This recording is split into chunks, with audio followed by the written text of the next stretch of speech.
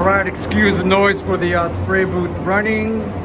I can't help that. I don't want to smell these fumes right now, so this booth is going to be running for the meantime. 3 coats. 3 coats of clear overall, everything. With 4-to-1. 4 parts clear, 1 part hardener. Or however you say that. And this isn't an expensive clear. This clear kit is about $100. I'm not sponsored, so I'm not gonna start making people look good. But I'm just telling you, I'll say what it is. This is not nascent. I know everybody, when they hear cheap and something common, they think nascent. This isn't nascent, it's cheaper than nascent. And it looks better than nascent, but that's kind of irrelevant. That has to do with the painter.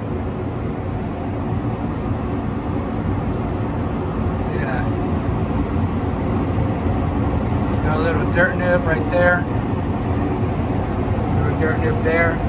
But I mean, come on. I mean, it's not the best looking booth. And even though it's got a couple nibs in it, I mean, just standing 2 feet from it, I'm not gonna wet sand and buff this.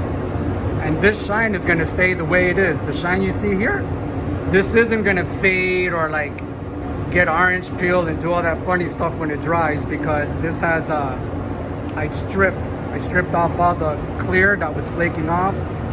And I told you guys I went over this with 2K primer, gave it 2 heavy coats, sanded it with 400, gave it a black ground coat, and 3 coats of blue. That's all it needed. There's not that much material built on here. And this is 2K primer, so this shine that you see here, tomorrow, when this is dry, it's gonna look exactly the way you see it now. 3 months from now, exactly the same way.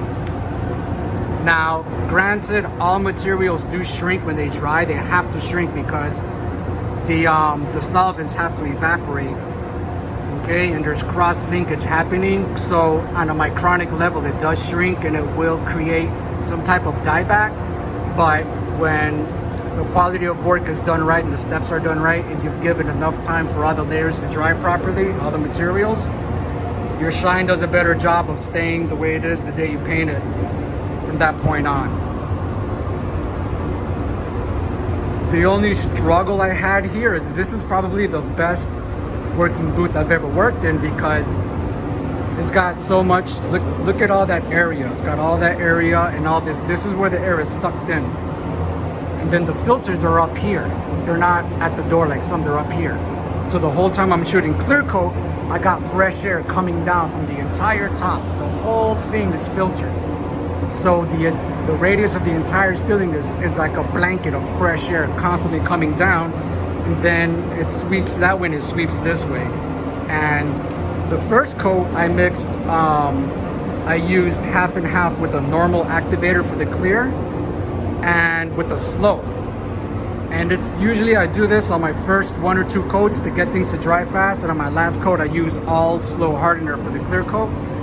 But this booth worked so good that I had to make more clear with just only slow and mix it with what I had to counteract it, because the clear coat was drying extremely fast. As soon as I was laying it down and I make my way halfway across the hood or halfway across the roof, I do this half and I run around and get the other half to go that way. Overspray was already starting to build up. And I'm like, wow, this clear is drying so fast. I can't even lap the car and pick up where I left off without it, the overspray from the mist, you know, like causing a haze. So I told the guy that runs this shop, I don't work for these guys, I just came here and rented this booth, but I told him, I said, your booth works really, really good, and you don't have slow reducer or slow activators. I was like, you need slow reducer for your base and slow activator for your clear. I said, you'll actually get your work done in less time, and you'll spend less material because you won't be there pounding on the clear trying to get it to be wet and stay wet, which is material, and it's time to do all that stuff. So